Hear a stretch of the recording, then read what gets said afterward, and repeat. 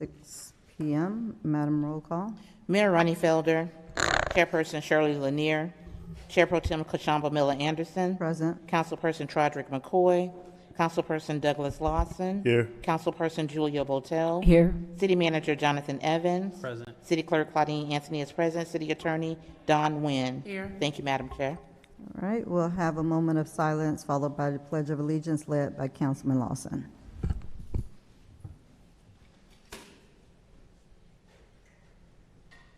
I pledge allegiance to the flag of the United States of America and to the republic for which it stands, one nation, under God, indivisible, with liberty and justice for all.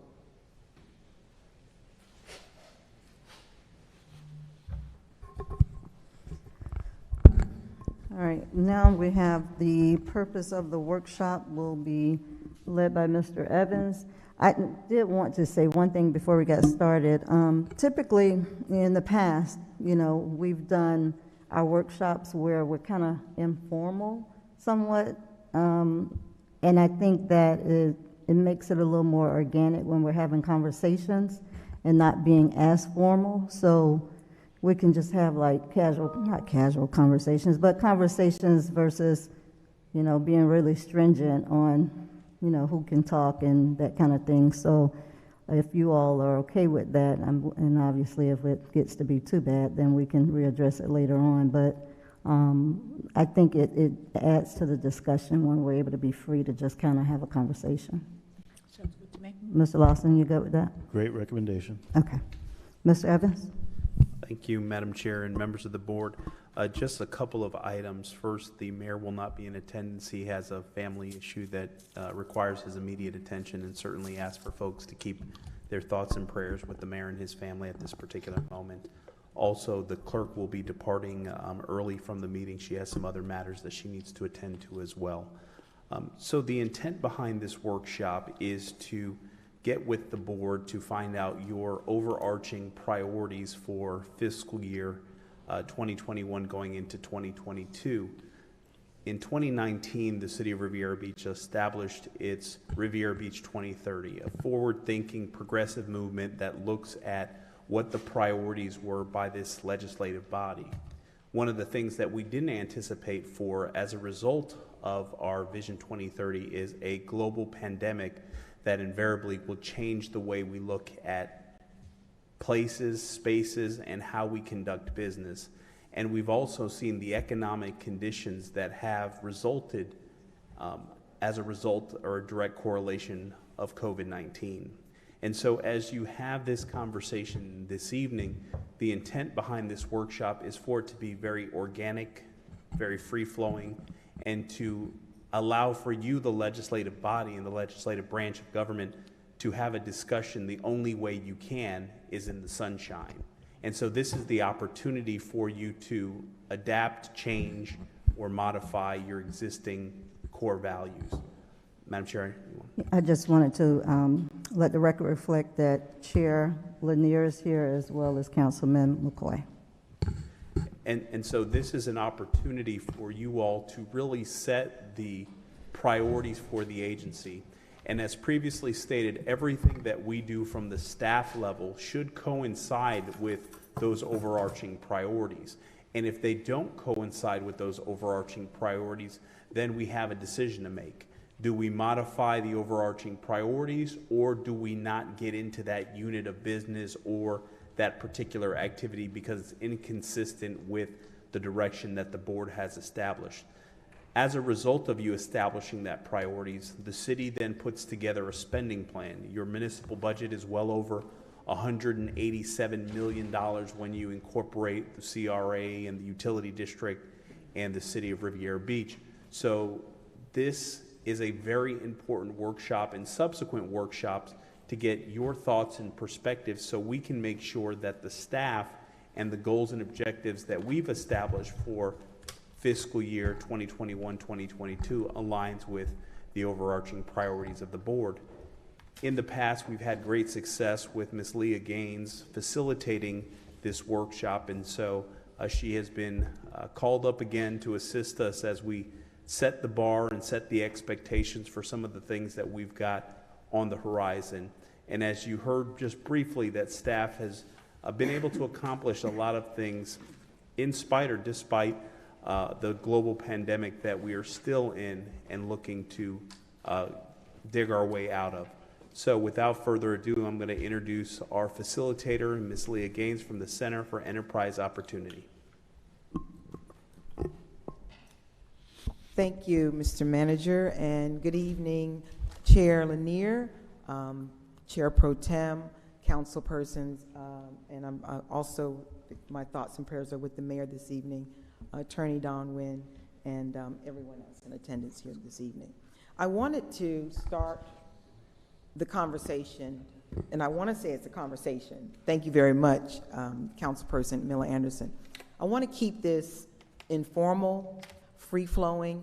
I am going to talk about how I want you to engage in that conversation when we get to that part of the discussion this evening. But yes, please keep it free-flowing. If you have any questions about the presentation, just let us know. We can stop at any time. And also, Mr. Manager, I really want you to be a part of this conversation, because if there are any gaps in information that need to be shared, we would need your input as well.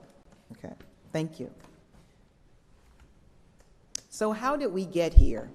In 2017, actually, Mr. Evans invited me to facilitate an organizational policy retreat, June 5th and 6th.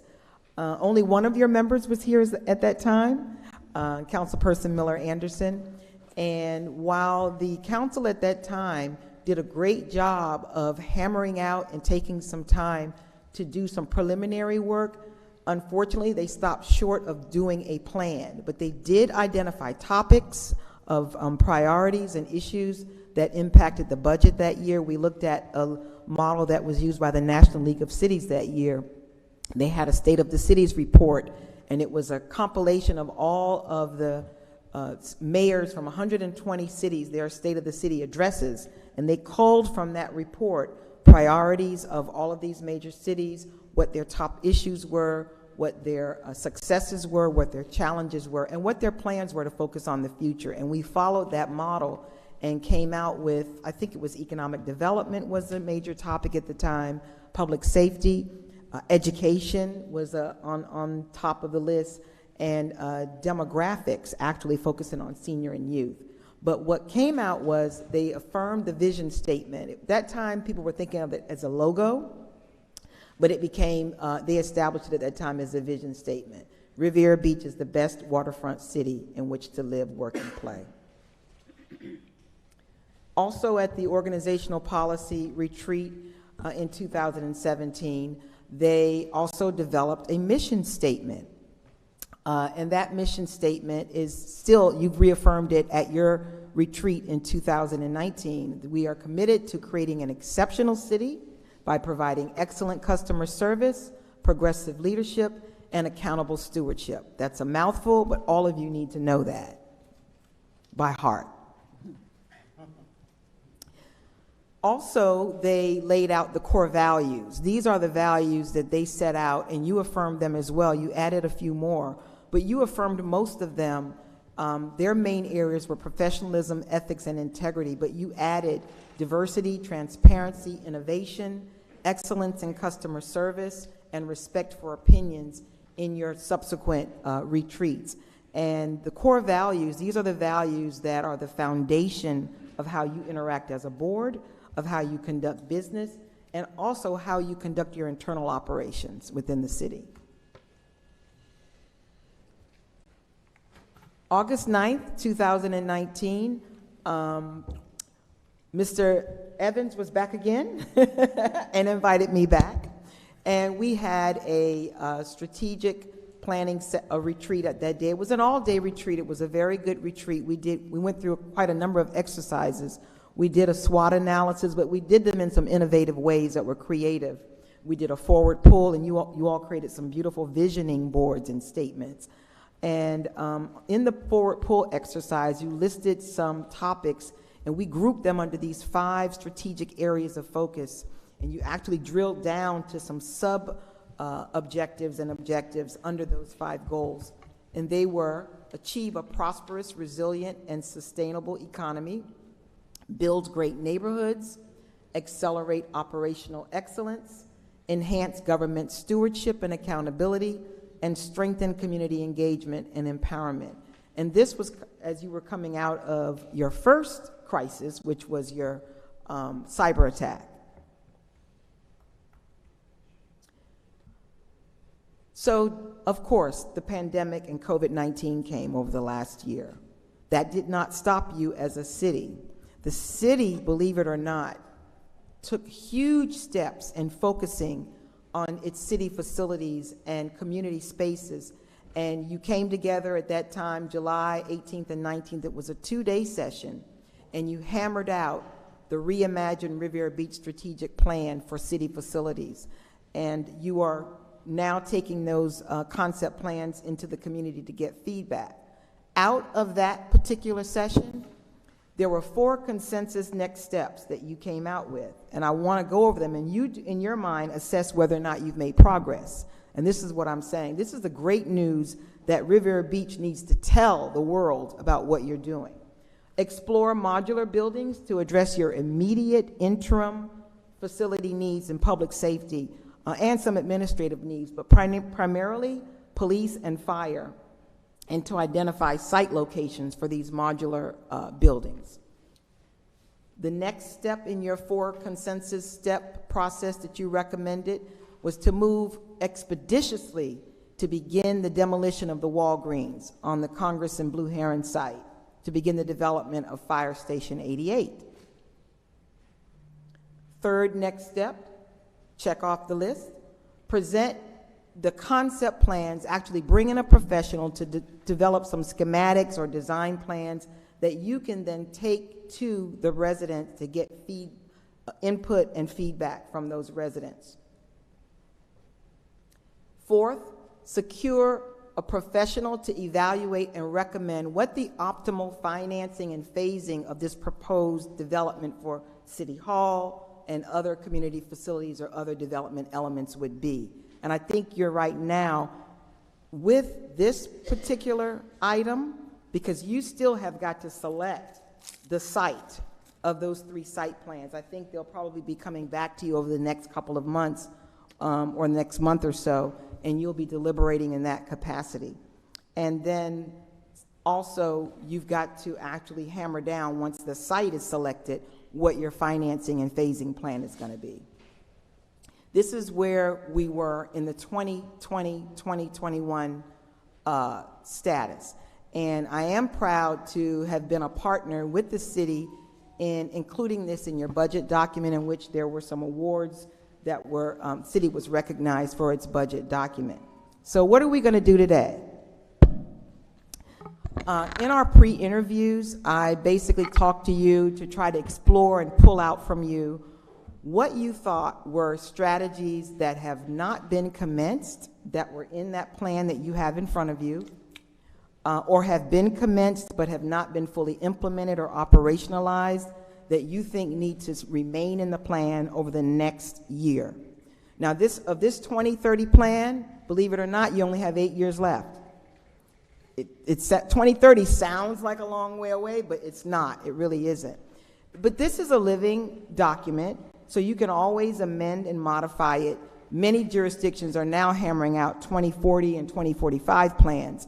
But I think you have a lot on your plate for the 2030 plan. You're making great progress despite all of the setbacks that you've had that were beyond your control. So I'm going to be asking you to express what the existing strategies are that you think must be in the next year's FY 21-22 plan and budget, if there's a budget impact.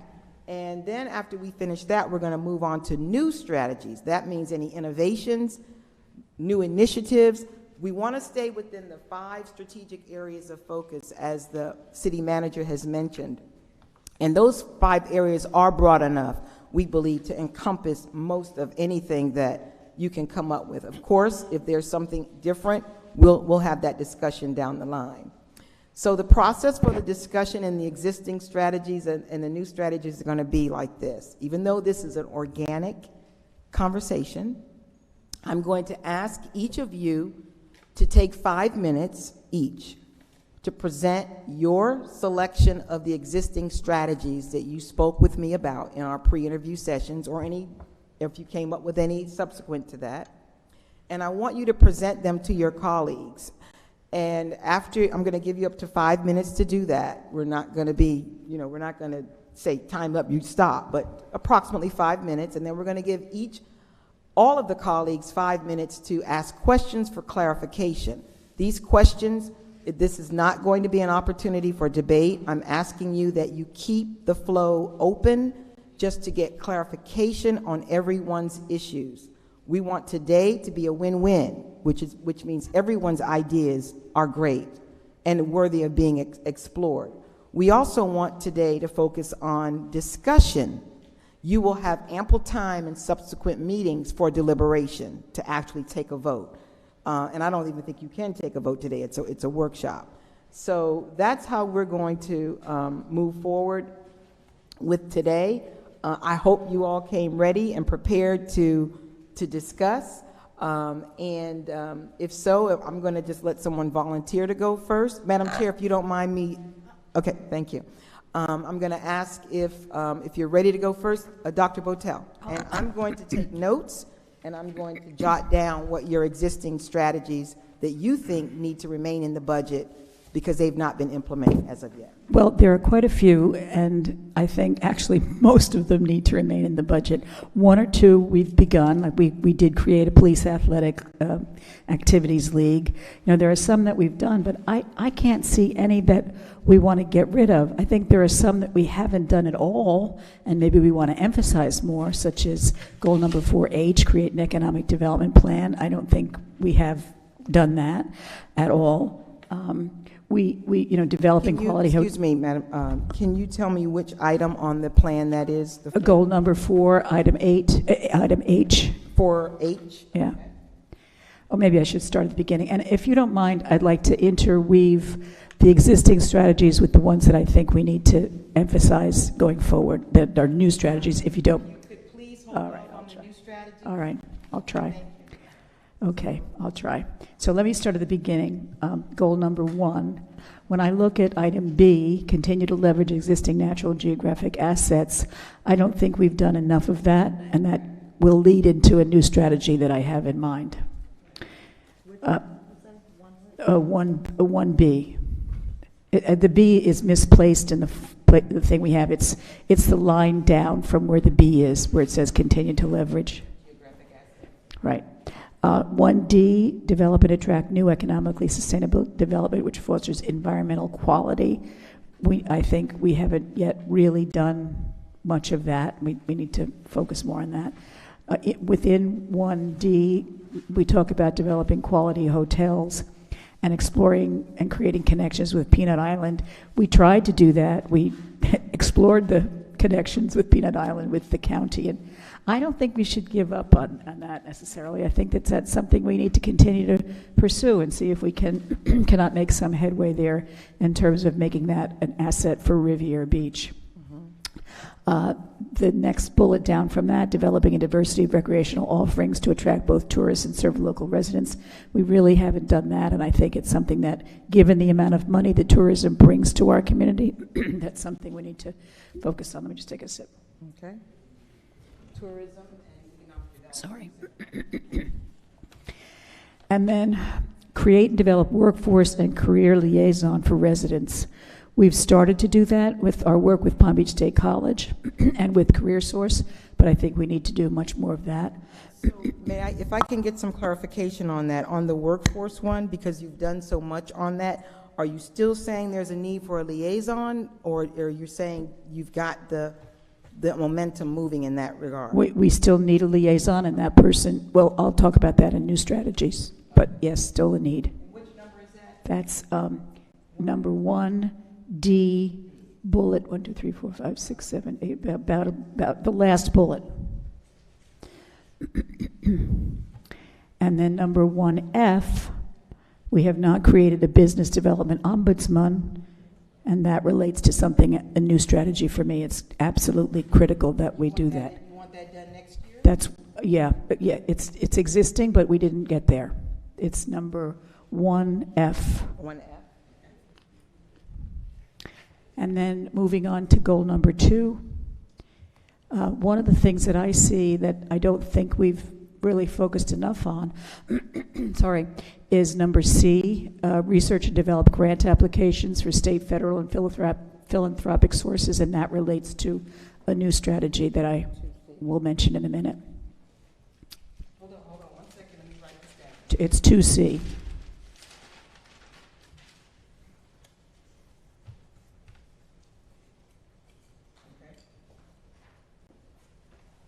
Okay, 3A, filling essential positions. You know, we filled some, but we have to refill some, I think, so we all know about those. We're not finished with that, so we need to be sure that everyone engaged to work in the city is qualified, credentialed, and committed, and we have to acquire those people ASAP. I think we've done a great job on number D, under 3. I think we've done a really good job of streamlining the development review process. I know that's a work in progress, and we certainly need to continue it going forward, but it's one that we absolutely need to stress. Number 4, goal number 4, I said earlier, I think I said this earlier, item number H, create an economic development plan. In my opinion, we haven't done that, and it's absolutely essential that we do. 4H. 4H. Okay. So you mentioned an ombudsman, what you're saying, an economic development plan? Yes. The business development ombudsman is different. That's somebody who's going to develop the capacity for local businesses to do business with the city or to enhance equitable contracting opportunities, within the city. It's slightly different. But, I mean, that would be part of an economic development plan as I see it. And then number 5, we certainly, I think that Mr. Evans and staff have done a good job of educating and informing citizens. Though, case in point, the Reimagine Riviera Beach workshops that we did were excellent. It would be nice if we had more stakeholders involved, but you can lead a horse, et cetera, but all you can do is make it available and encourage people to attend. But number E here is really important to me. Define, refine, and reactivate the partnership with the Palm Beach County School District. The education of our children is the key to the success of our city, and the education of our adults who are in need of work, but certainly the education of our children. We can't stress that enough, and I don't believe that we have a really strong connection with the school district. So reactivating the Riviera Beach Education Advisory Committee would be great, creating Riviera Beach Education Foundation and all the things that are in that. Is the foundation in existence? No.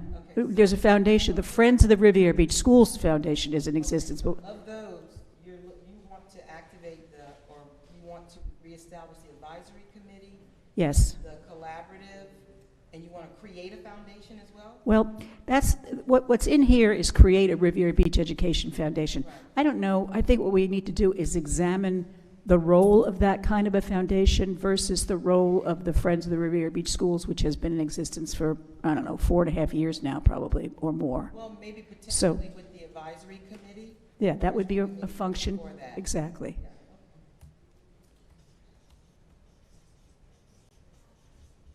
Very good.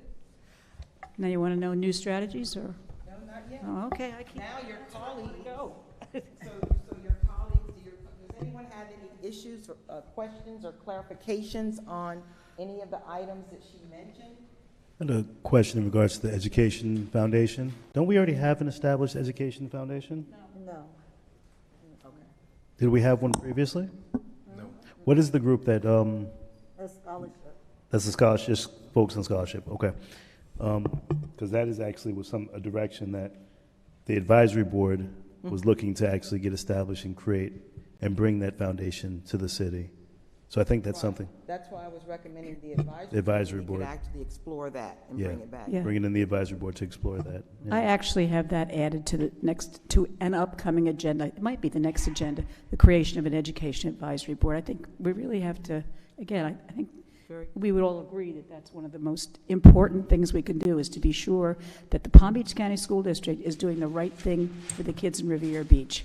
And I'm not always sure that that's the case. So an Education Advisory Board would help us focus on that and help us improve the quality of education in Riviera Beach for our kids. Okay, yeah, that was it. Anyone else? You don't have to use the same technique Dr. Botel did. You can just pull out issues you want to focus on. You don't have to go, through each one. But anyone ready to go next? Right. All right. Thank you. So looking at a few of them, I love the ones that Doc pulled out in regards to some of the items to address individually. But I guess this would be considered a new strategy, because I kind of want to pull out. Don't do the new strategies yet. Not new strategy, so No, pulling out. just the existing strategies Okay. that are in here that you want to make sure that are in next year's budget for either to be commenced, implemented, or completed in the FY Definitely want to 21-22 just budget. reinforce the comment that Doc made about goal number 4H, creating an economic development plan. 4H, okay? Goal number 1G, developing zoning and design standards. I think it's Sorry, goal number 1G, developing zoning and design standards. I think it's absolutely time that we take a look at a comprehensive plan. We look at the intensities and densities down our Broadway corridor, and being that we're focused on developing and looking at infrastructure, I think that we have to address those zonings immediately. And also, I was recently traveling. I looked at these different locations and saw the design, the aesthetics, the architecture work that was done into these communities and how beautiful they are. We have those same standards and abilities, so really addressing our zoning and design standards is going to be vital in the development process. If we're putting $500 million worth of development into our city, we need to make sure we have a certain standard across the board. Okay, great. Goal 3G, ensuring leadership and staff of all departments are knowledgeable and adequately trained. We talked about the REI training previously. I want to make sure that we kind of revisit that. I know that the pandemic hit right when we were supposed to do our in-person training, but even with numbers spiking right now, I want to see how quickly we could possibly assess getting that REI training, because I know we budgeted to have all of our staff trained with the REI training. So making sure that that's part of the training, and then looking at other Down and add the Racial Equity Institute training. Yes, ma'am. That professional development piece. Correct. I believe we talked about the cultural diversity and equity training previously, because it's actually highlighted here, but making that an add and an ask to make sure that gets done within this cycle. I was excited that one of the things we outlined was the Police Athletic League, and we actually were able to accomplish that, and that's developing and that's building very well. To expand upon it, yes. To expand upon it. Yes, ma'am. What's the number, the goal in the letter? 2D. 2D, yep. Thanks.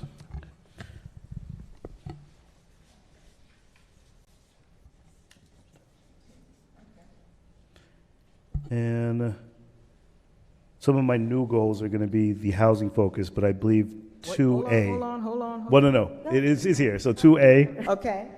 protect the current residents from displacement and gentrification. Working with mission-driven CDCs to design and provide long-term options for low and middle income. Because housing is going to be a major focus that I want to address as one of our directions. And then the last one is goal 5F, developing partnerships and organizing social service agencies, religious and neighborhood associations, and focusing on that. 5F. 5F, that's the developing partnerships with social service agencies, religious and neighborhood associations.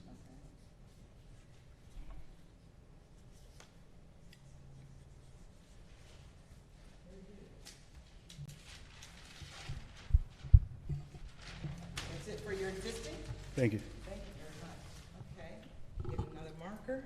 I'll Who go said- next. Anyone have any clarification or questions on any of the goals that he mentioned?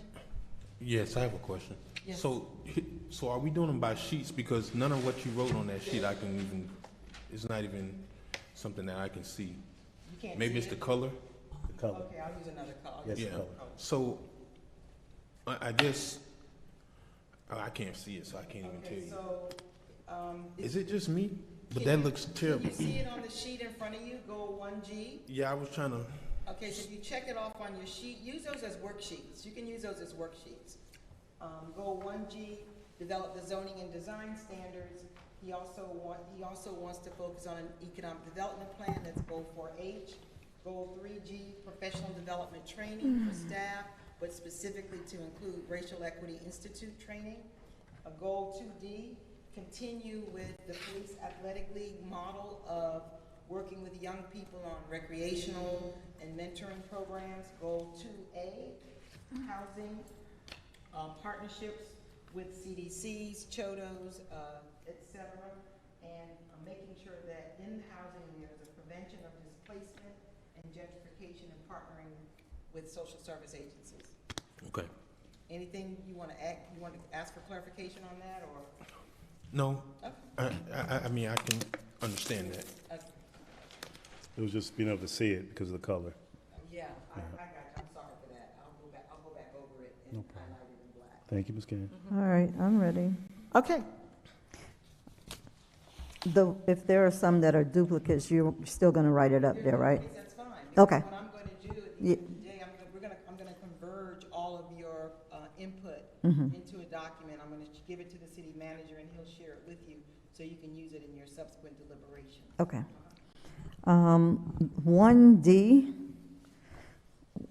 about the developing and attracting economically sustainable development. 1F, create a business development ombudsman. I know a couple of years ago we put that in there, but it hadn't really picked up yet. So I think that would be really good to have and focus on for the next year. Also, 2A, which we already talked about with the housing. Okay. 3B, standard operating procedures. I know we've been working on that in many areas, but I think as things come up, we realize there are still more that need to be done, so making that a high priority so that we can have standard operating procedures in all of the departments. And 3C, customer service culture. I think we still have a lot of work to do in terms of being customer friendly in many of the departments that we have where people are engaging with our residents. So if we could focus on providing some sort of training for customer service so that we're able to have a positive interaction with the residents. Is the training in there, Councilperson, or Yes. do you want to add that in? No, it's there. Okay. 3C, customer service culture, which is responsible and solution focused. Down at the bottom, they talked a little more about training, so that was Okay. already on there. Okay. The information technology plan, I know that when Development Services did their presentation the other night, we are moving in the right direction, but I believe that still needs to be a focus so that we could have more interaction and technology based in a lot of the programs or interactions with the public. I think we're still a little antiquated and behind some of the other municipalities and county, but we're moving. I know we are moving, but we just need to keep it on our radar. 4A, adopt policy. May I stop you there, Councilperson? And on the IT plan, you said integration and interaction throughout the entire city operations, you're saying? The departments, yes. Departments, okay. 4A, adopt policies for implementation of practices and transparency. The reporting, auditing. We've been doing good. I know we just still have a lot more because as things come up, of course, we hear about different ways that we probably do a little bit better. 4F, revise and update the comp plan. Continue to keep that on the radar so that we can complete that, because that's something I know it's been going on for about 3, maybe 4 years now. And 5B, educating and informing the citizens, continue to do what we're doing. And Okay, five, I didn't hear you. 5B, B? B as in boy. Okay. And which one is that? Educate and inform citizens and all stakeholders about environmental issues, conservation, and recycling. And 5E, define, refine, and reactivate the partnership with about the Education Advisory and the foundation. And that, again, was something that was brought to the table, conversation maybe 4 years ago. The mask is muffling you a little bit. Let me I see. know. 5D, connect citizens and residents. 5E. You said. Elephant. Okay. Partnerships. Okay. Yes, the Education Foundation and Advisory Committee. We did try to reactivate the advisory committee, but it doesn't really operate like our other advisory boards. For the most part, they do pretty much, I think, just the scholarships, and it's only been a few people that are on that and involved with it. I think it needs to be evolved a little bit so that it's very similar to how our other advisory boards operate. So you mean where the board, you would appoint members, you'd have a Yes. scope? Okay. Yes.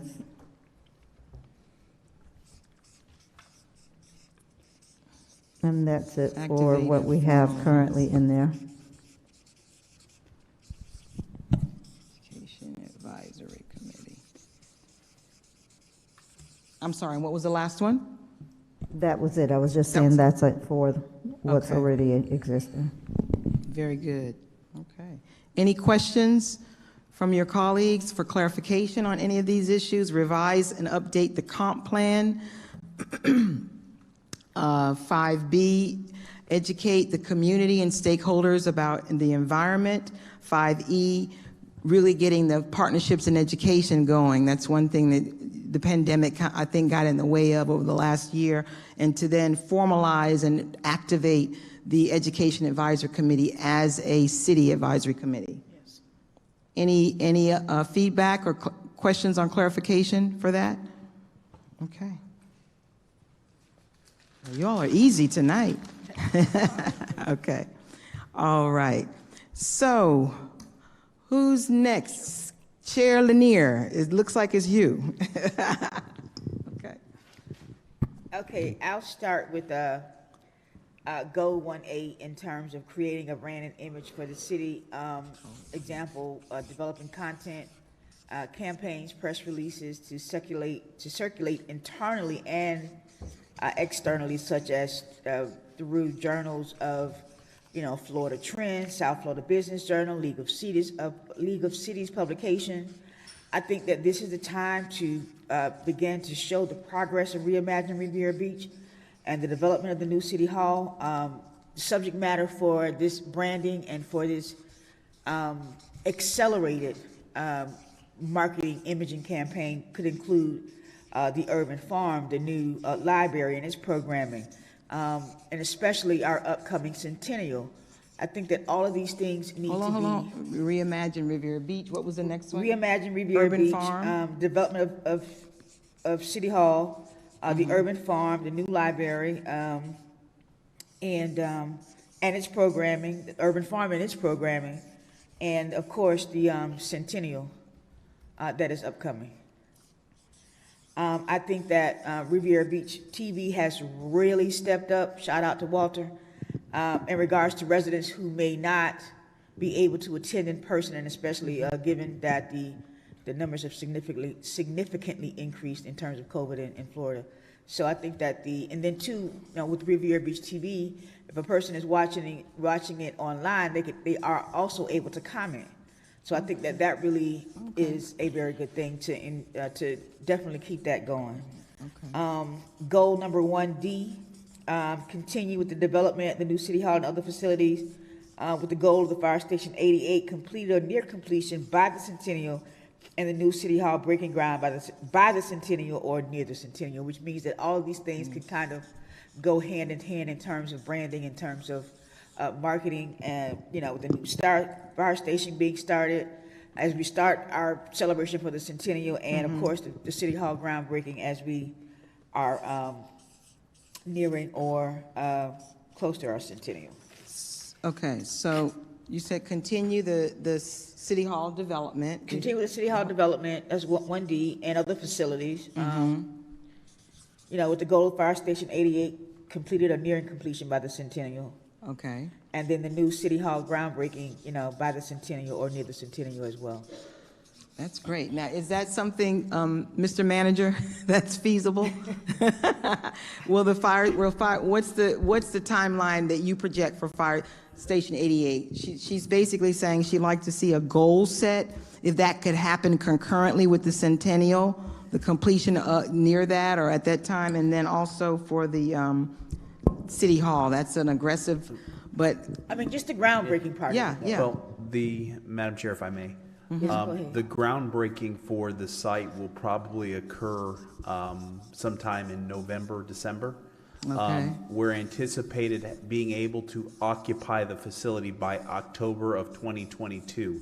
So it'll happen close to it, but the developer did put in a couple of weeks that is a little bit of flexibility. So there is the possibility of us being able to open that station and at least show the community that station by the time our centennial is, because they're looking to turn the station over to us by October of 2022.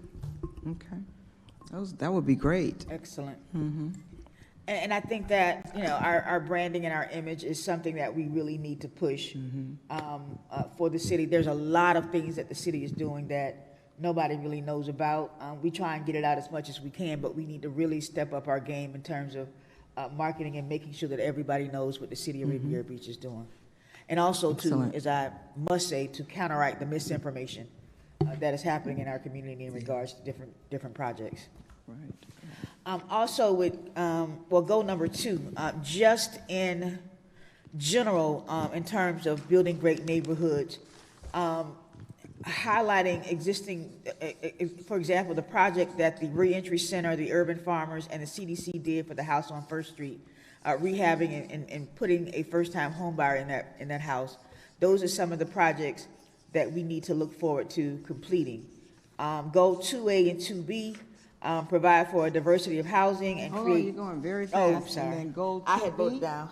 Goal 2B? 2A and 2B. Okay. Provide for a diversity of housing and create an aesthetic improvement in vulnerable communities.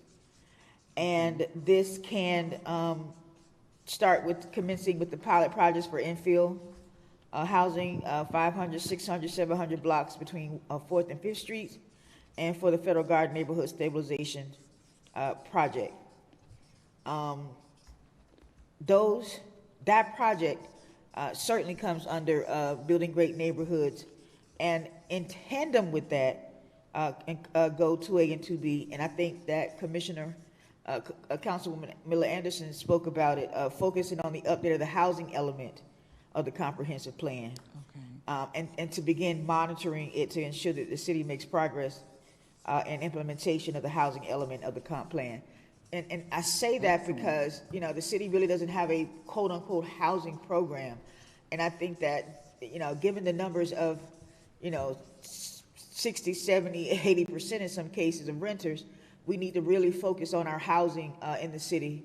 I think Mr. Evans brought it up a couple of meetings in regards to aggressively looking at the city, you know, taking some of these properties, not taking, but buying those properties instead of investors buying those properties. And we really need to look at our housing element piece with the comprehensive plan and just with the city in general. Because we're doing all of this building and we're doing all of this stuff and we don't even own the city. So I think that housing piece is a huge piece that we need to focus on. You're right. All cities have some focus or some division or unit or something that is just working on that. And with housing at the critical stages it's in now in crisis, you've really got to, if you want to get those outcomes, you got to be focused on it. That's great.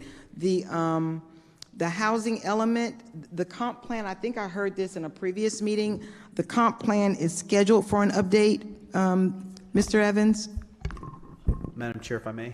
Yes, go ahead. That's one of the priorities under administration for fiscal year 2021-2022 is to update and modify the comp plan. So that's a major initiative that we're looking to go through the process this year to be able to offer recommendations to the board, probably end of the second quarter, third quarter of fiscal year, with ultimately getting approval by the board and then by the state. So we are looking to do that as part of our initiatives out of administration. Okay. Okay, did I miss anything under the first goal? You were going very fast about highlighting reentry, CDC housing. You mentioned something else. I mentioned the project, the infield project with the Oh, I have that. I thought I missed at the beginning. You were saying the something. collaborative project I spoke about that the city did with the reentry and the Okay. urban farms and the CDC. Urban farm. Okay, that's the part I missed. Okay.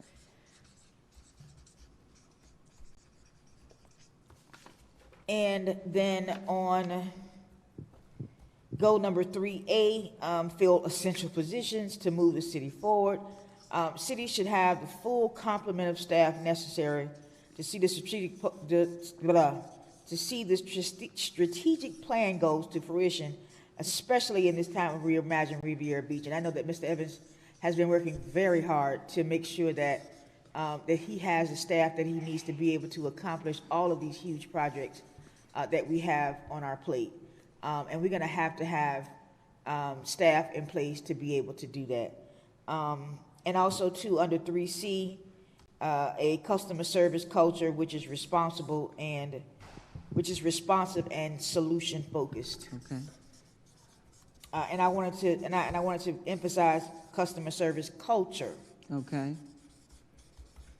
Because the culture of our organization needs to be focused on responsiveness and solution driven.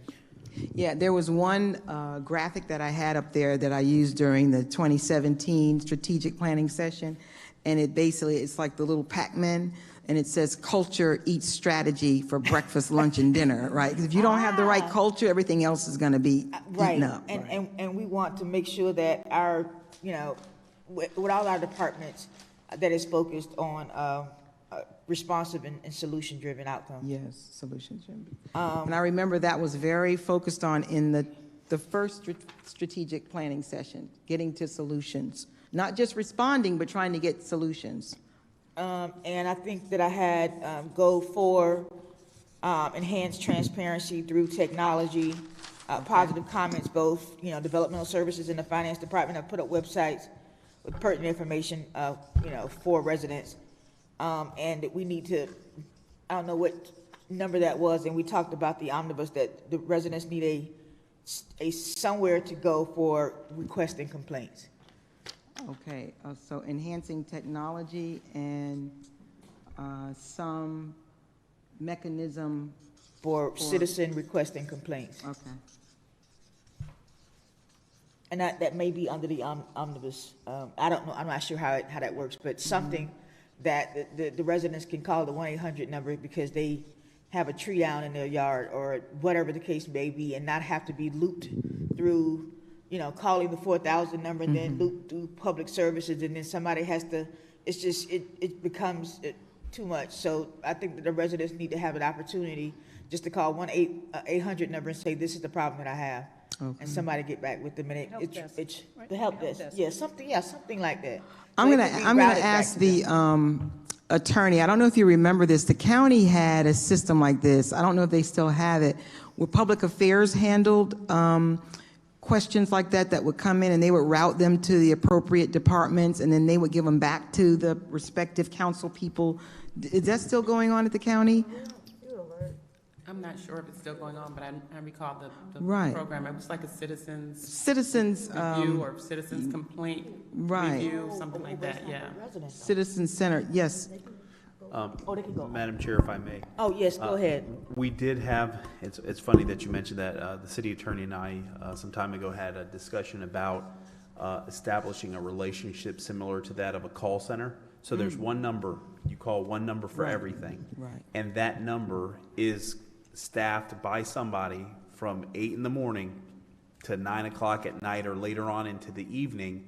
And then that individual, there'll be a live person, and they'll actually take the notes, and it will go to the department or call the department to be able to facilitate that, and then we can track the intake and then what the resolution of that is. So that's one thing that we're looking to put in place here, because at Sarasota County, we had one number. That was one, everyone knew what the one number was, and they facilitated, and then you have the actual tracking system.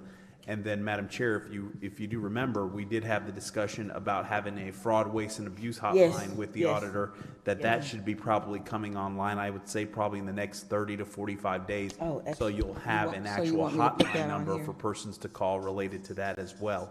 And that information will be provided to the auditor. So we are moving with that particular thought process, because one of the things we have experienced as a result of the change in the technology associated with the water bills. Yeah. Our staff has been taking about 400 calls per day.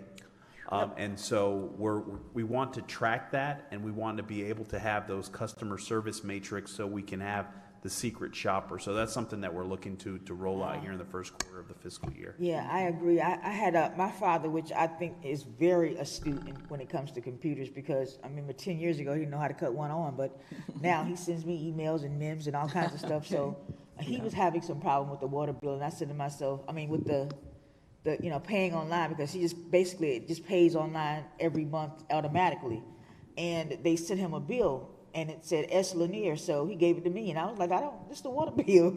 So he was like, why are they sending me a bill? But that's because they had changed the whole system, and but yeah, I can see why that would be a number of calls for that particular issue. But yeah, that is something that we certainly Okay. want to be able to look at, is having residents be able to call in that one number and say, this And is what my problem is. Get to a solution at the end of the Yes. day. And Okay. we're also having the conversation at the staff level to see about at least one Saturday a month being open, to be able to have business tax receipts or water bills or what have you, or pull a permit or those types of things.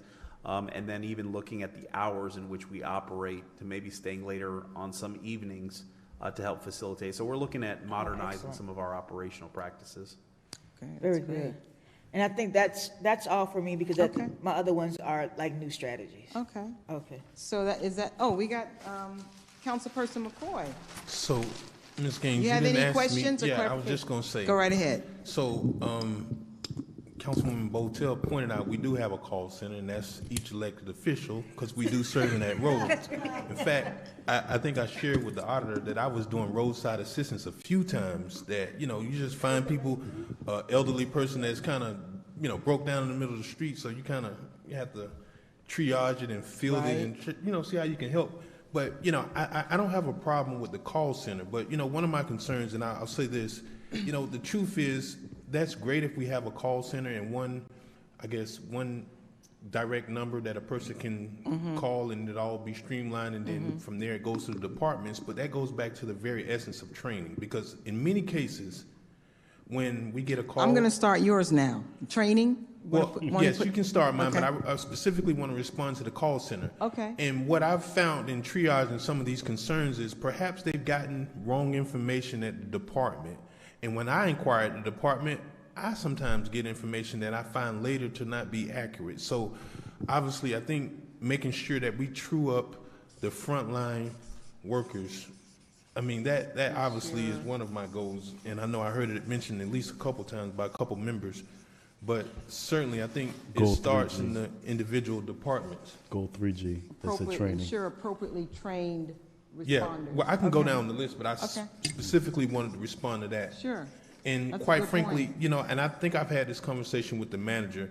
We have employees that are attending work in many cases, but they don't understand the nature of what they're doing, because quite frankly, if you understand it, it'll almost be like, second nature in, what you're doing and how you react, and some of the impacts that you Right. have with, or relations that you have with customer service.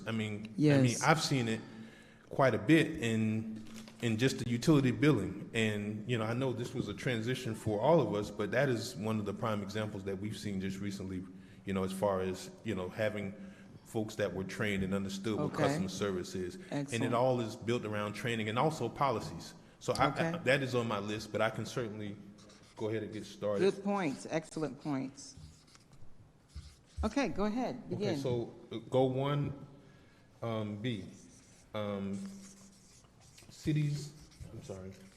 Go 1B. Next line, continue to. Continue to leverage existing natural and geographic assets in locations such as the waterway. I kind of got some reservations about Peanut Island, but there are some other ones that we need to, continue in the, we have to really utilize the assets of the city. Obviously, being that we're a tourist destination for our beach, and obviously, And you have two being- waterfronts.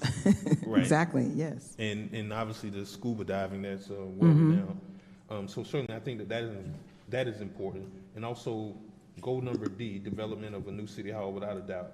That's, which one is it, D? 1D, 1D, okay. yes, And that's the, develop the city hall? and other facilities, correct. Okay.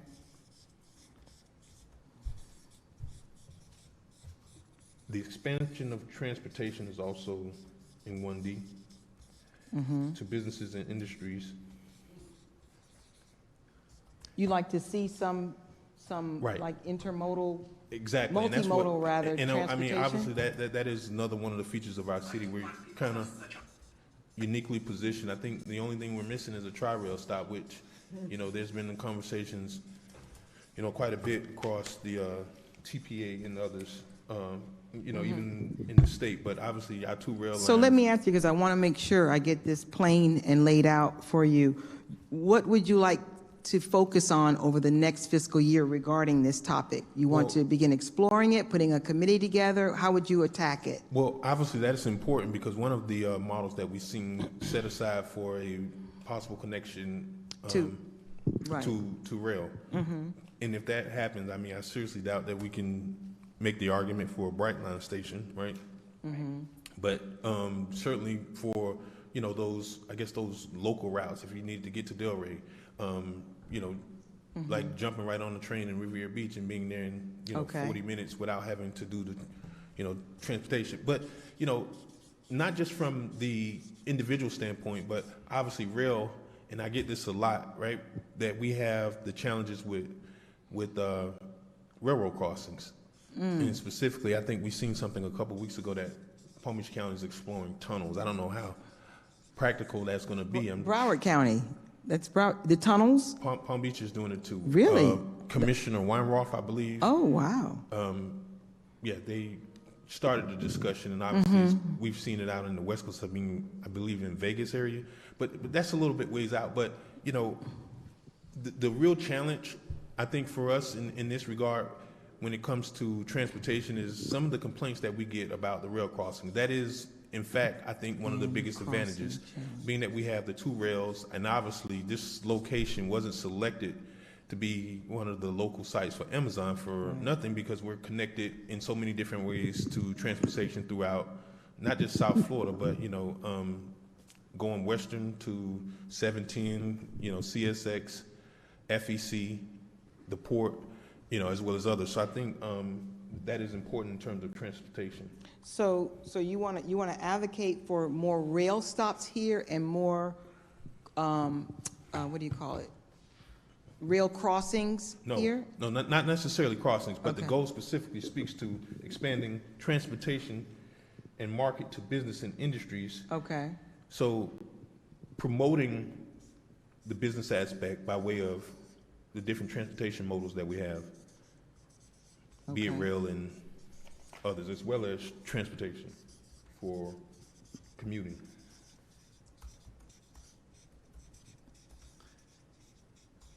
And commuters, okay. Excellent. I think I heard Member Lawson speak to item 1G, which is developing zoning and design standards. Certainly that's important, because I think Yes. we still have some areas in our code that haven't been addressed in some time. I don't want to kind of date it, because that kind of, but I think we do recognize that we have some challenges in that regard. So, Mr. Manager, where are we with the zoning and design standards, just to, With respect to the densities and intensities, the land development regulations, and parking, all that, we have, and even the housing study, we are set to bring those elements specifically and exclusively on the CRA side, probably in September, October. Most of those reports and analysis will be completed, and then recommendations related to policy will probably happen towards the end of the year, start of the new year. So we are doing some of those studies, and we've also worked with development services because there's certain elements that they wanted to have looked at as part of the study. So we are going through that particular phase to look at some of the challenges we have, but we know that the comprehensive plan, our land development regulations, and even our zoning is all elements that we need to review. And we even had the conversation with respect to annexation. We do have some areas where, for all intent and purposes, are type A enclaves, and you have carve-outs. And so how do we encourage persons to annex into the city and provide for continuity of services? So we're looking at that, and all that stuff that we have is queued up to come to the board either at the end of this year or first part of next year. Okay. Because I agree with you. You need that for development impacts. But what I would like to see are some standards that, there's a sense of place. You're in a unique city, street furniture, lighting, all of those things should be included in these standards, so that when people come to Riviera Beach, they know they're in Riviera Beach. You go to other cities, you kind of know what city you're in when you travel to other cities. Think about that. Oftentimes you just know the standards, the design standards that they have. And I think that's critical to branding and imaging and attracting business and industry to the city as well. That's an excellent point. Okay, anything else? That's it for goal 1. Goal 2. Goal 2, okay. Yes. 2C is. 2C? Yes. Read it out for me. Yes, creating comprehensive and holistic opportunities for residents, youth, and seniors. Excellent. And I think that's something that we're always doing. I think our department director, Councilman Lawson, who's over special events, he has, he's kind of really made that his niche. And I think, for all intents and purposes, it does serve a purpose. And, we have individuals that I believe, need those services. And the one under it, I have to really point to the research and development of grant applications. And that's I think 2D? 2C. And that's that also still speaks C. to, Okay. the appropriations that we received. And obviously, I think the assistant city manager was involved in doing appropriations doing a grant application over at DEO. So, we do have those relationships, and I think that we can continue to expand on that. And surprisingly, I hate to say I wasn't as optimistic on some of those appropriation requests, but they did work out. So I think that is something that we can, at least look forward to continuing to do.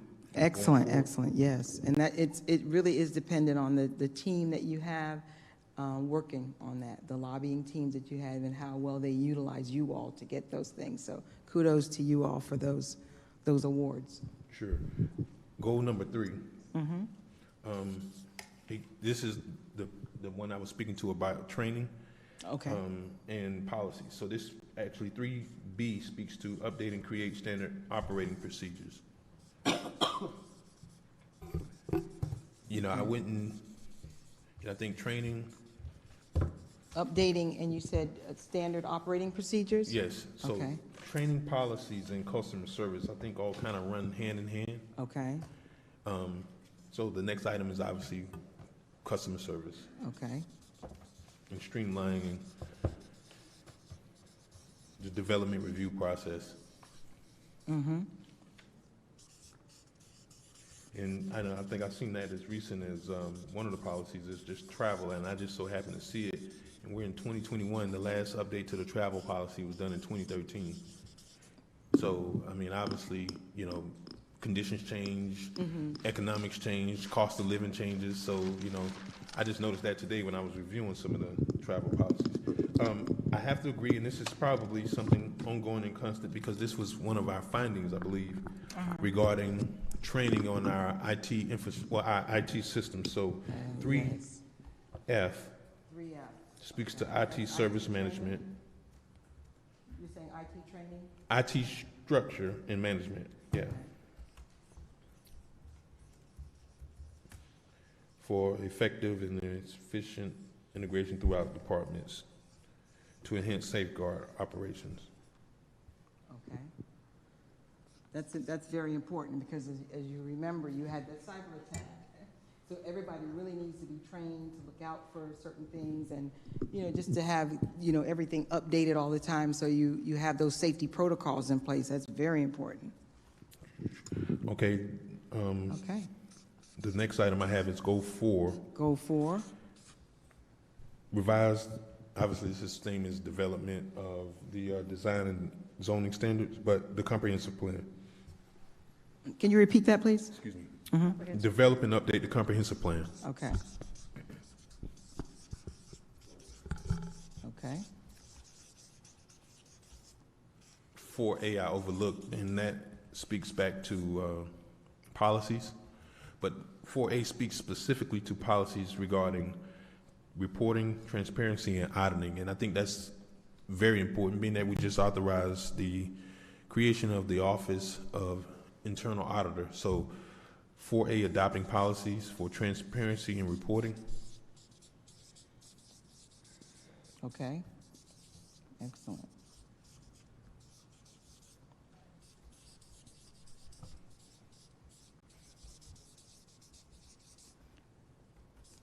I know I've been monitoring some of your meetings, and I saw where you've kind of moving it forward with the internal auditor, kind of expanding and doing a little bit more than what they were doing previously. That's great. And I think I know one of the conversations that I had is, obviously, and I believe the auditor said, I think we have a 45-day correction period.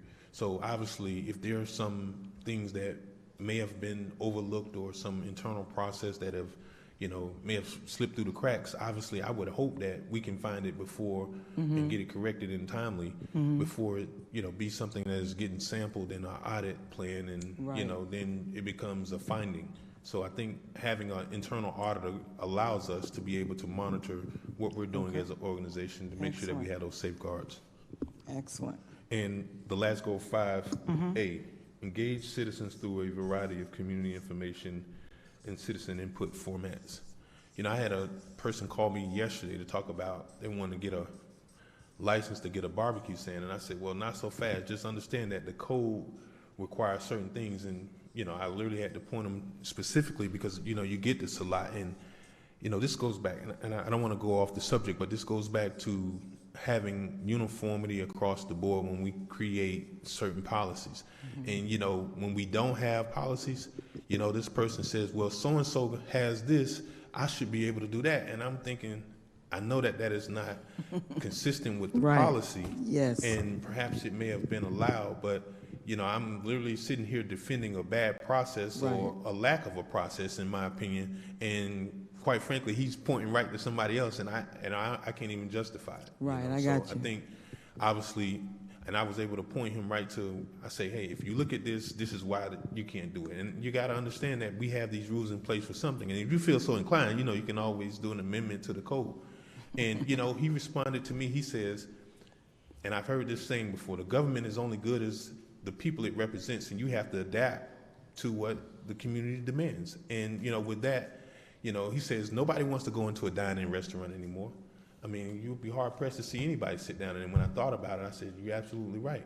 And as, various, I think we call these, these various factors affect the community, we have to be able to adapt. So I think keeping individuals in the community informed on various topics and how we can, make government better is always good, and having them have a seat at the table. So on that, that's a great idea. So would you like that to be like a more formalized outreach sessions, or are you currently doing that now? You just want to continue it? Well, we have formalized outreach sessions every Wednesday. It's called a council meeting, and No, but I mean, I'm trying to move feedback. your program in terms of going into the community and making sure they have full information. Absolutely, absolutely. I think that is a great idea. Okay. Excellent.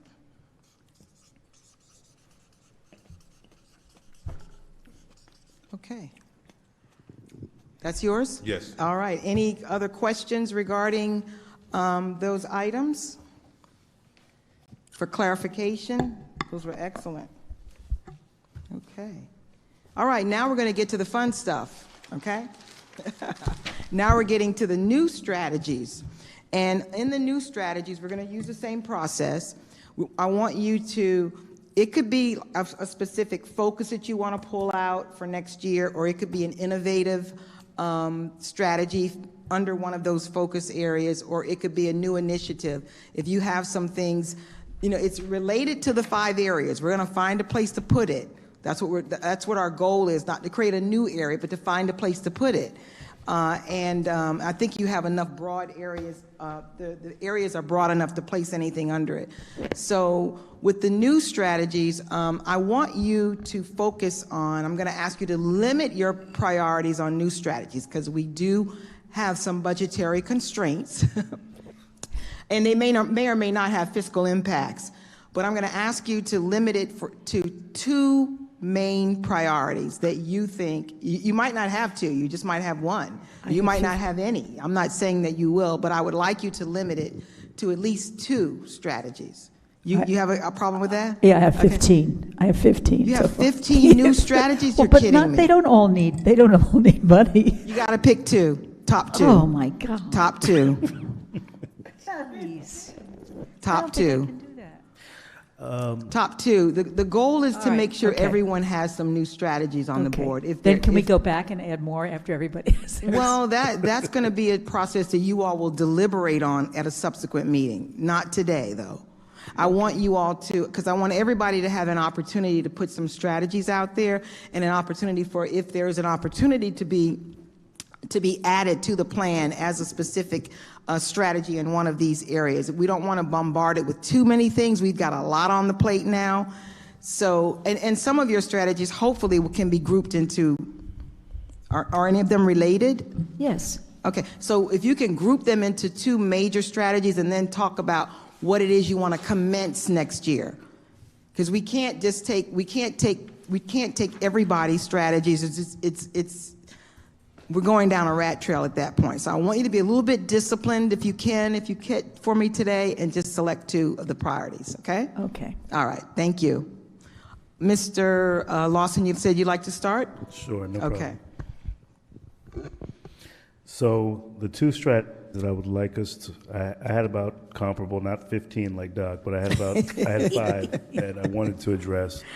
I do believe that we need to really take a conscious look at public safety and infrastructure.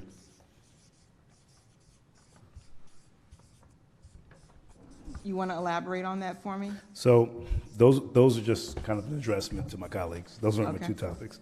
Okay. Health and Human Services. Okay. Number 1. And infrastructure, which can encompass some of the housing components and the aging infrastructure that we have within city facilities. Okay. But I know that in our current strategy, we have public safety, we have infrastructure, but those may even have to be a new strategy or goal because of how much work and attention that those 2 items are going to need. But my items, the 2 that I had to kind of, discipline myself to bring it down to would be Health and Human Services. Okay. Addressing the healthy eating, exercise, and mental health of our community. Okay. Living opportunities for our residents and our aging senior. The whole health and wellness. The whole health and wellness aspect. The aging senior population that we have. Okay. The growing senior population. The mental health aspect. Really focusing on some type of wellness programs. I know that we talked about within Reimagine a Wellness Center, but really focusing on wellness. You said intergenerational programs, and you said one more. I think I missed it. That's it? Mental you have health. Housing, aging and city infrastructure, health and wellness, and health and human services. And mental health, you said. Mental health, yeah. Mental health, okay. Essentially, we'll be looking at just changing lifestyles. Okay. So you see how he sneaked in all of these sub-issues in there? That was pretty good. But I think, in our interview, you talked about the focus on health and wellness and mental health and infrastructure. And then you had one other that you talked about. Are you finished with this one now? Pretty much finished with that one, yeah. Okay, so what was the next one? So the two that, well, the infrastructure, I just kind of snuck in the housing with the infrastructure as well, but it was also the revenue streams. Right, okay. That's what we talked about in the interview as well. So you took the public safety part off? She has a question. Yes, what did you Take say? the public safety part off? Well, my two, I won't, since I only get two, is going to be kind of the infrastructure and the revenue streams. And what's the other one? Revenue streams. And revenue streams, okay. So you're going to do infrastructure and revenue streams, okay? So during our, And you want to explain what you mean? Yes. With your colleagues, okay. so we've addressed the large nugget, the amount of money that our residents are going to be having to come out of pocket. Multiple items in regards to infrastructure, government facilities, housing. The issue is that we haven't created additional revenue. We're basing it upon the current fee structure that we have, our ad valorem tax, and items that we haven't addressed in years. We've kept our ad valorem tax, we've kept the tax rate as low as possible for our residents, but we have to increase other streams and kind of imagine how we can create additional revenue for the city. Some of the major topics that we actually talked about previously, Ms. Gaines, was where we actually receive our funding. Waste, universal municipal services, utilities, and then also we want to really address the public parking. 2 years ago when we started with our budget, we incorporated parking into our actual budgeted items, and we created a parking division. But I believe COVID hit, we were set back, so we couldn't actually implement that process with our parking study and be able to generate the additional revenue. I believe Mr. Evans, when he first got back here, he told us about the parking revenue he established in his previous city that he was working with, and it was over $1.2 million of additional revenue that he was able to create for the city just through the parking. Currently, the streams that we address within the revenue streams are through services, fees, fines, violations, charges of taxes. But we have to instruct staff to bring additional revenue to the table. Just taking bonds and loans, just trying to take out a note on the $500 million that we're going to have to put out to these residents is not going to go over with our residents that have the lowest median income for the community, for Palm Beach County, one of the lowest anyway. So we truly have to find some additional revenue and really have staff delve deep into that. The revenue streams of also grant writing. The grant writing department is going to be vital in regards to actually creating these streams because there's so much money coming through the American Plans Act. There's a lot of funds that are going to be available. Once it's approved, we have about $1.9 trillion that's going to be pumped out into communities. So what I want to do is, so as the new strategy, what you're looking for is you really would like staff to look at coming back with some models for revenue generation, because the McKinsey report that recently came out basically indicates that when cities just strategically focus and are disciplined on revenue streams, they can increase them by 50%.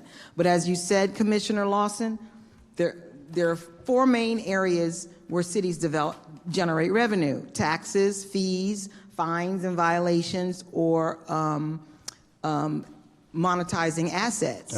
So the way to generate the revenues from these, you're either going to increase the fees, that's the most obvious one, right? And the public will pretty much go along with something if it's balanced and if they can see a public benefit. Increase those fees. And I think that's been the complaint from our public for so many years, that the fees have increased, the water bills have increased allegedly, but essentially our concern has been that they haven't seen any impact on their infrastructure. They haven't seen the impact on their roads. So they're not seeing the tangible return from the actual increases. But we're actually showing them the development. We have the plans in place. We're currently doing Reimagine. We're currently clearing the land, and that was one of our items from last year, to clear that land on the corner of Congress and Blue Heron. It's cleared now. We're going to be groundbreaking in the next few months. So actually giving them tangible items. We've shown them the opening of the library. So these are the things that we can actually show them with the increase, but now it's trying to really assess if our fees need to be increased, if our parking needs to be paid in certain areas throughout our city, and how we can increase additional revenue for the city, because we have to make a conscious effort to And you that. can't, you can also look at collections, you can also expand the volume. Expanding revenue streams Right, as a right. whole, holistically, to understand where we can Okay. get as much money as So would possible you to like cover to the see a expenses. committee or some study in this area? Because I want to make sure that the city manager understands what you want in this new strategy for I FY. wanted to kind of vet I want to put the idea out, but then vet it Okay. with my colleagues Okay. to dissect what is the best approach. Right, okay. Financially for our residents, and also strategically, so that we can actually get something implemented. Okay. Because just an idea to say we want this, this, and this, what is the best way to get it accomplished? Okay, excellent, excellent, okay.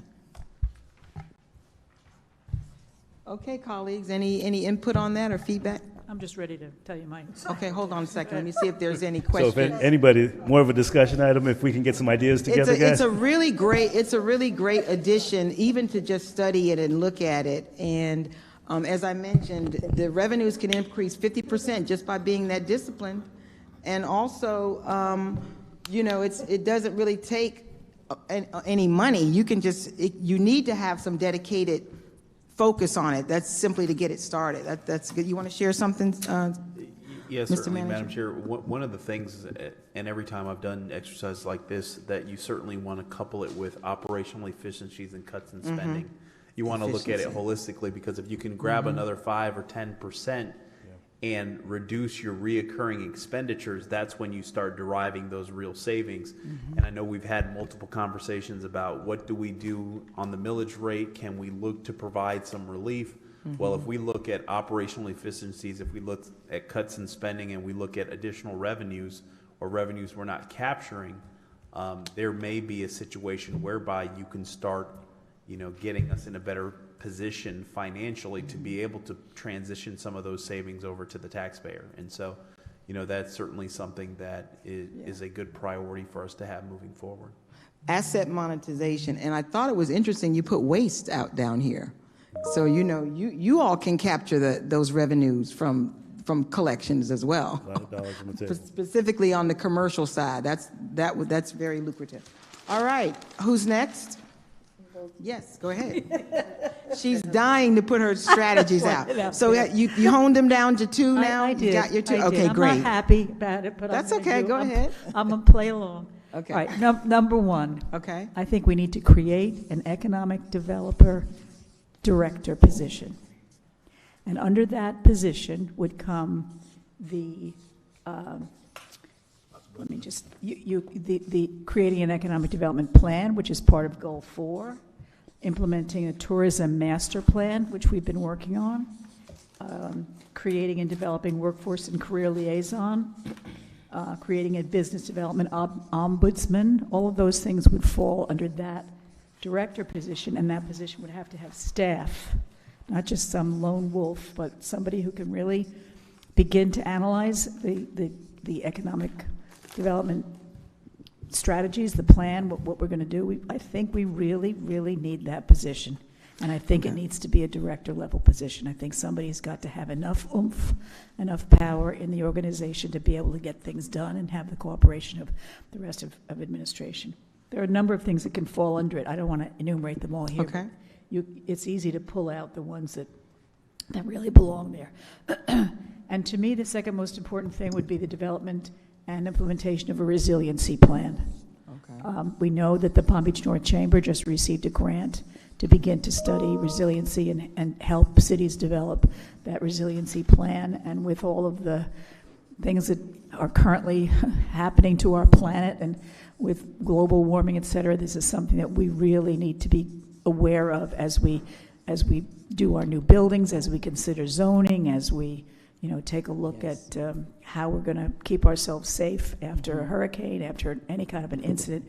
And it might be the case that we even need someone to head that up, but I don't know that there's someone currently in the organization that could be responsible for that, but I would think that maybe we even need an environmental strategy manager, somebody who can, as we look at zoning, as we look at our building codes, how do we ensure that new buildings are being built in compliance with the, you know, the needs of the new world order, which is things, the seas are rising and hurricanes are getting stronger and so on. Right. So- Well, some of that can be integrated in development services, but the other Yeah. aspects of resiliency you might want to have a different focus on, you know, might fall into other categories. Conservation, lead would probably fall under the development services, but Yeah. there's some other conservation, recycling, preservation, carbon neutral type initiatives that could fall under that wouldn't necessarily fall in development, maybe. Yeah.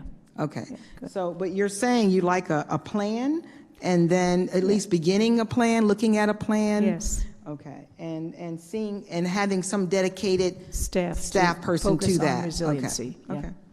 Very good. Any other questions on that? I want to see us measure the resiliency of our community. So if there are 10 banks in the community and after a hurricane, only 2 of them can deliver money from their, as the kids say, you know, money puker, their Mac machine, then we're only 20% resilient in terms of banks. Same is true with gas stations. If only 3 gas stations can pump gas because they don't have the generating capacity, then we're only 30% resilient. So we want to measure resiliency and then plan for improving our resiliency, and that should all be Okay. part of the plan. Okay. Interesting, very good. Pharmacies, we need to be sure that our pharmacies can dispense, you know, needed prescriptions, that kind of thing. Okay. Excellent, excellent, very interesting. Any comments on that? Questions or clarification? Very good. Next. I can go. All right. Want to see about doing something like an Adopt a Street program, this for the building better neighborhoods. Okay. Adopt a Street program. I And I gotcha. think it could help us out with the street naming. But with this, they would be responsible for making sure that that street is kept clean. We have a lot of illegal dumping that goes on. I mean, they would also be a part of trying to report this stuff, keep an eye on it. If we have a lot of litter out there, they would be the ones responsible for keeping that road clean. And like I said, the highlight would be that their name would be on a sign. So I think it's a win-win on both. So you're saying eyes on the street for, Litter, trash, just keep, okay. like an Adopt a Street program where they're keeping the street clean, okay, to help with the illegal dumping and just all of the trash and litter Okay. that we see throughout the city. okay, And then, like I said, it'll be able to be an opportunity for people to have their name on a sign, because that's pretty okay, I see big what you're here saying. in the Interesting. city. okay. Um, In lieu of the street naming. Right, but they get the name on the sign on the street, but it comes with, you know, an activity behind it. And then also. I'm sorry, let me ask the question. What about if they're dead, though? How do they clean, The maintain? family would be responsible for it. They'll try They anything can to do get it their in name up memory of there. that person, and the family would be responsible for Okay, it. all right. That'll work? Okay. You know, I have a question about that. Yes. There are streets that have been adopted in the city, and there are signs. North Ocean Drive happens to be one of them. Does the city not have any input into whether or not those particular people who have adopted those streets are even allowed to adopt them? Or do we monitor whether or not they're actually keeping them clean? Because I don't think we do. Well, that's new to me. I haven't seen any on the other side, and if we did this, there it would be. We would be. Yeah, because, I mean, you wouldn't keep your name on the street if you're not keeping it up. So it would be, I would assume, through like Public Works, to help keep an eye Public out. Works, But I do okay. want to have some enforcement, because I don't want them just having their name up. That whole point is to keep the street clean. Is it FDOT that does the adopt a highway? Okay, so if we have issues with the current adopter of a particular piece of highway, we should talk to FDOT, right? Well, it depends on the street. I mean, I don't think they would, if it's just a city street, Who operates the they wouldn't do it. current Adopt-A I Road guess So program? she was at F- Mr. Evans is saying Yeah, FDOT. that's through the state. That's the state, That's the yes. state, and I think it is, you adopt the street, but you, by virtue of some contribution, I don't think there's any impetus to say, hey, you have to go out there X amount of times a year and do a street cleanup or what have you. Jonathan adopts the street, here's the application, here's the cost associated with it. It's nothing that's going to be upsetting or vulgar or anything like that, and you get the adopt the street. Well, this here, I want to tie it in. My idea is to tie it in with into actually keeping it people clean. keeping You it know, clean, doing yes. something with it, not just, you know, say Right. that we have the street. So That's a that great would help idea. out with keeping our neighborhoods clean. So that's just something I thought would Okay. be interesting. It could kill two birds with one stone. Mm-hmm. And the other thing is a community benefits agreement. I brought this up a few years ago, I think not Atlantic, Delray Beach. They had one several years ago, which I think worked out really well. I've talked with numerous city managers over the years, and the CRA, Mr. Scott Evans and Mr. Haygood, regarding this. I actually went to, I think it was National League of Cities conference several years ago. I think it was Kansas City or somewhere up there, but they had a really great program because, you know, of course, we're always still talking about the disparity study, and, you know, it's going to take a while for us to get that done. But this would possibly give us an opportunity to put something in writing where the developers would have to honor it, you know, and actually do what we're asking them to do. And it gets some sort of benefit to our community members. So if we can take a look at creating a So community you're looking at a benefits policy, agreement. so there's some predictability on what you can expect, developers can expect to do for, okay. Right, and holding them accountable for getting it done, you know, instead of every time someone comes to do work, we'll say, well, would you possibly do this? This would be a part of that agreement that they do have to uphold. Okay. So explore policy, and you said Delray Beach has a model? They had one a few years ago. I'm not, when they were developing Atlantic. Okay, excellent. Very good. Great innovations. All right. And we have Chair Lanier, you didn't go yet, right? I had one of those same objectives, Councilwoman Miller Anderson, in terms of having a community benefits agreement for the city. Okay. That way that, as she said, there's no one particular way that we do business. It is a community benefits agreement that the city has and adopted, and all of the developers have to come under it. And under that, as she said before, under that agreement, there's monitoring, there is, do they, what they said they were going to do, is it done? All of that kind of stuff, so that we can come out at the end of a project and say, this is what the residents received from this particular project. And I had that in my mind for it, but my biggest new strategy is to reimagine public safety. To center public safety, reimagine and redefine it. That's number two? That's number two. To redefine it as a holistic approach to quiet enjoyment, safety, and well-being of our communities. Work with community to organize and/or form nonprofit groups to look at quality of life issues in the community. Link this effort to our federal lobbyists and our state lobbyists for federal and state funding. We already have grant writers, but securing one for this particular purpose to be able to prioritize issues and plan for this holistic approach to safety and well-being, and also do some public and philanthropic fundraising. Now, I say this because we have a issue of crime in this city. And, you know, all of these strategic goals that we have, that nothing focuses on the crime, nothing focuses on public safety, nothing focuses on how we're going to get our city from having shootings every night to being able to not have shootings every night. So I want to look at reimagining public safety. And as I've said numerous times here, that it's going to take more than the police. We're not going to be able to arrest ourselves out of this. We're going to have to be able to embrace community interaction. We're going to have to include the police in this. And we're going to have to look at, the city is not a social service agency. And we're going to have to be able to look at, Riviera Beach, there are some social services issues here. And we need to be able to tackle those issues to be able to decrease the crime in our community. And there's more than one way to do that besides police. So looking at nonprofits, the city has more nonprofits than as they do churches.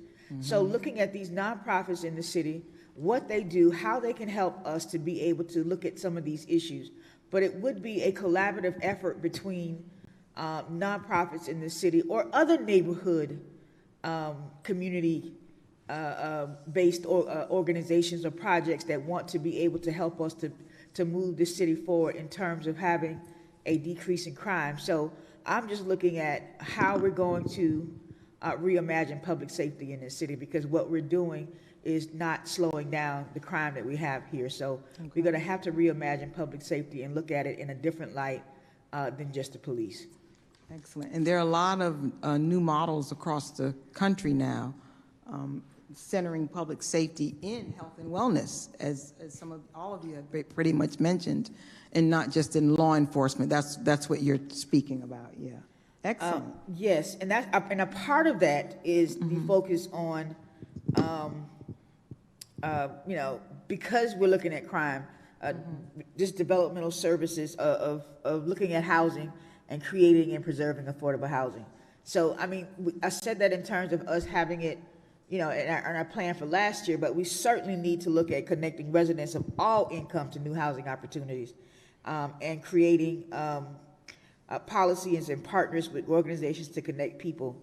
And the city must be intentional to address this housing crisis, or we'll fall short of outcomes that we should realize. So this is part of Reimagine? This is a holistic? Yes, this is a whole piece that we're looking at, because we're reimagining public safety. We're looking at housing as a piece of that.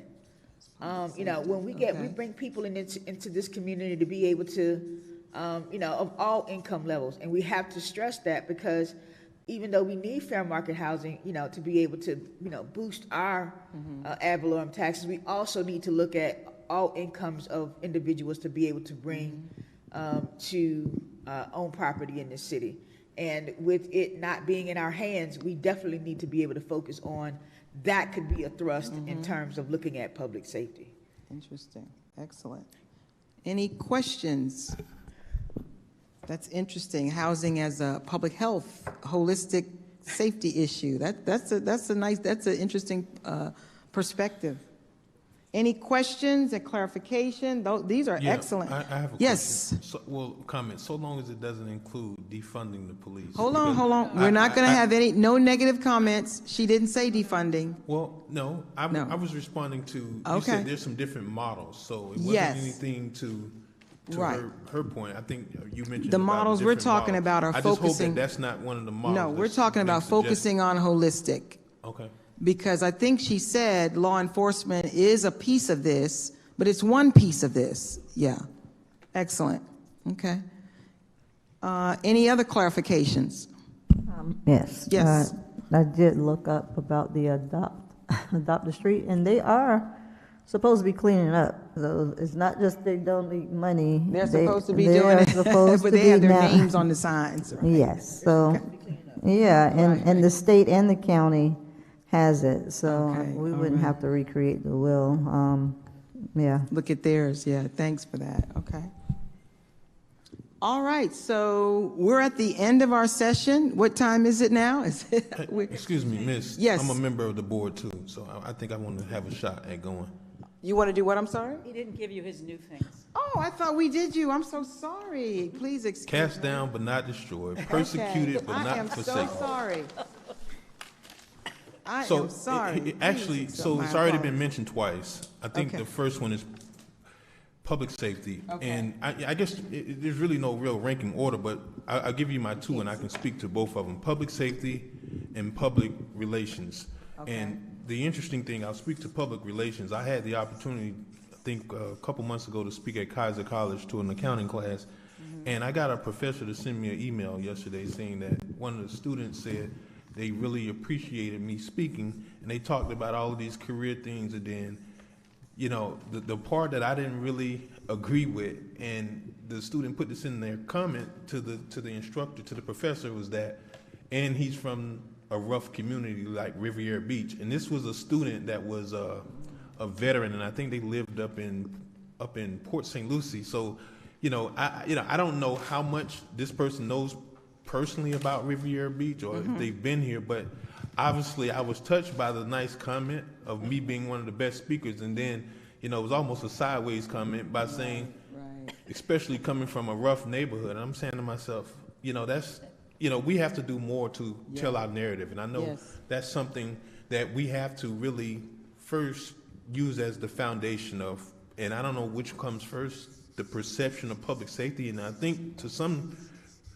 degree they have to kind of work simultaneously, because it is built off of what people hear in the media. Yes. And, at one point we had a public relations firm, and we can't begin to address some of those housing concerns, some of those economic concerns that was brought up by some members, because if a person doesn't feel safe in the community, or if there's always negativity, then I think that's going to resonate with the development community, with folks that want to go and buy homes. I would much rather, be in the western part of the county where, I don't have to deal with the whole urban area. I would much rather be in a rural area where I don't have to live on top of my neighbor, and that kind of thing. So those are the kind of, I think, some of the right. It impacts all of that. That's right. But it's obviously public safety, and I have to concur with the chair.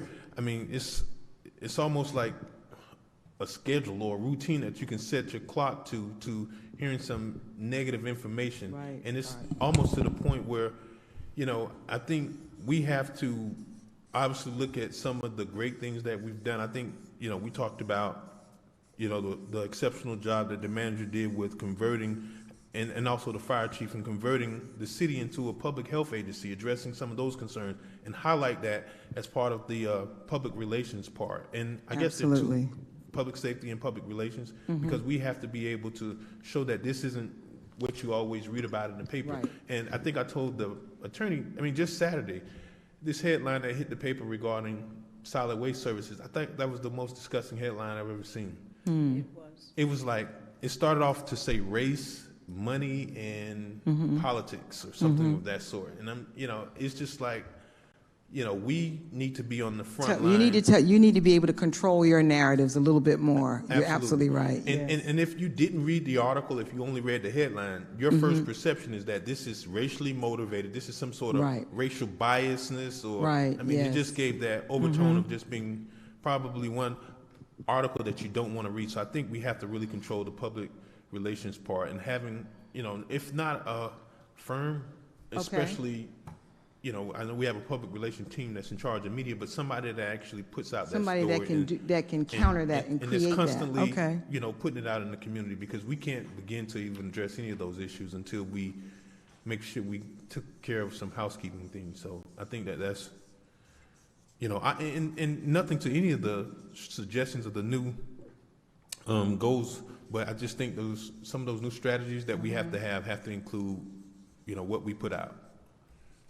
Because, you're saying the city, you would like to see an expert come in, a consultant, if necessary, to basically counter those narratives and create different, more positive narratives for the city. Not just saying we're going to tell our own stories, but really hire a professional to help do that. That's what you're saying? Yes. Okay. And to that point, the public relations, actually, when I looked at a few of them, it crosses multiple goals. Obviously there was the engagement part for citizens. Right. And there's the build great neighborhoods, which was talked about by board member Miller Anderson. And also it crossed another one, but I don't have it here. Community empowerment, engagement. Engaged government and stewardship, I think is... I really agree with what you're saying, Tragic, and I think not only do we need a professional, we also need to be sure that we, as council people, are always portraying the city in a positive light and not engaging in any activities that would shed a negative light on the city. So. Okay. And I agree as well, because not just, in terms of telling our story, but employees. The Palm Beach County has a moral clause that you must sign Okay. once you become employed, so that, even employees don't have the right to talk about the place that you work at, Right. in that manner. So it goes across the board. And the more positive things you get out there, the more people will want to be a part of that. They won't be trying to demoralize and bring the city down. They'll want to be a part of that because they'll be a part of it. They'll be a part of the good news. Anything else, Councilman McCoy?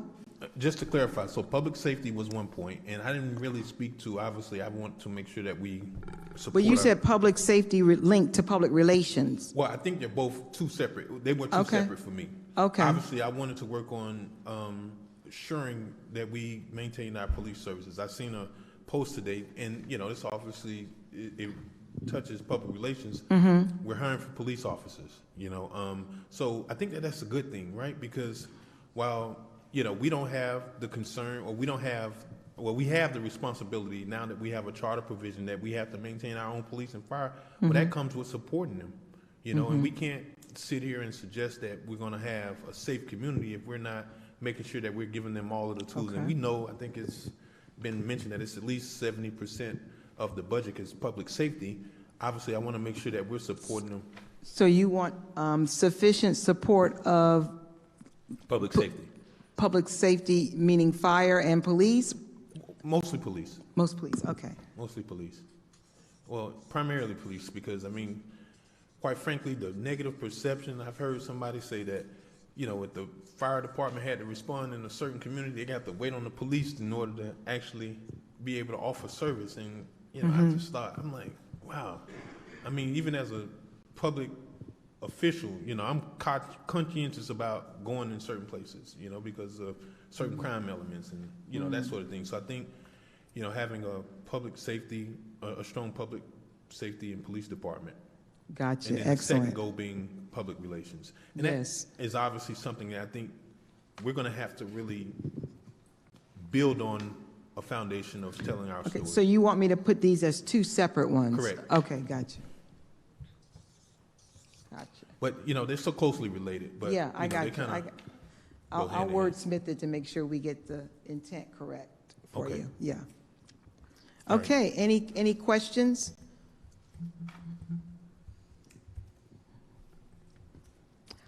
All right, well, I think you've done an excellent job. Mr. Manager, I think you've got some input and feedback on what they would like to do. And most of the input regarding the existing strategies have been really maintaining the course and where you're going, and really making sure that you can reach these goals in the next 8 years. There is one thing that I would like for you all to consider, and that is goal 4J. I'd like you to begin, and this is the perfect time to start that, because of the pandemic, we really didn't get back to doing a real update of the plan. But for your next official update, I would like for you to use the strategic plan really as a tool and develop a matrix or a mechanism so you can see who the responsible parties are in terms of the departments, what the benchmarks and timetables are for accomplishing those, and then mid-year, if you're doing an update mid-year, at the end of the year, you'll have a document that'll give you the progress. You can always change the timelines if necessary, but it'll have the rationales, who's responsible, that sort of thing, yes. Wait, who's going to do that work? I said I would like, well, it would be the administration would have Okay, to do because it. you said you would like, you said I would like you, and I'm. But what I'm saying is it'll help you all evaluate your progress. It'll also help you evaluate the city manager and how the city is making progress. And I think it'll be a win-win for everyone. And you won't have to do a lot of guessing if you don't have the specific information on an area. Yeah, it really But would be helpful to have. Yes. This is when it's going to get done. Here's Yeah. how far we are. Here's Yes. who's responsible. That would Right. be great. And there could be several departments responsible for an item. And I know it's a lot of work, Mr. Manager, but I think if we can get started on something like that, that would be very helpful for Very. the board And and then particularly if you talk about transparency, as it's updated and it's put on your website, the community can also go online and see what what progress is being made in those 5 strategic areas. And with that, I'm finished, unless you have any questions. Wow. Yes. Okay. It's still light out. That's why I It's wanted to still keep you on light a outside. timetable. All right. Was this meeting televised?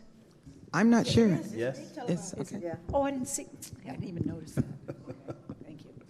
Yes, we didn't have the full retreat format. We tried to keep it as a typical workshop with some dialogue back and forth. And we didn't want to break you out in groups and that sort of thing, because we wanted to make sure that the public had access to everything. And when you're breaking out in groups, we would really have to make sure that it's televised and all of that, and everything's recorded. This way, we thought it was a kind of a hybrid model of you doing the retreat and you deliberating as you usually are in a workshop setting.